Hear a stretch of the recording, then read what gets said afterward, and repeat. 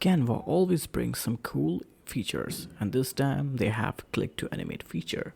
Let's see how you can enhance your presentation with this feature. This video is step-by-step guide on how you can click to animate on your Canva presentation.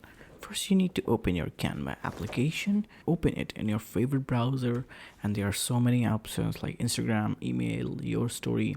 Click on presentation one. Like you can see on the screen, I have clicked on presentation one. Now it's your time, it's your duty how you create a presentation. It's totally up to you.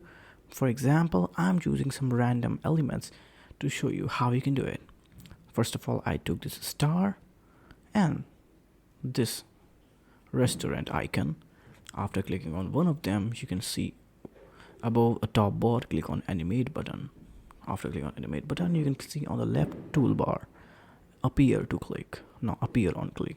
After clicking on appear to click, now click on restaurant one and click on appear on click here too. After clicking on both, you can see the presentation. So this was how you can click to animate your Canva presentation. This makes the work a lot easier. You don't need to manually set the timing for animation. You can just click on the screen and the element will appear.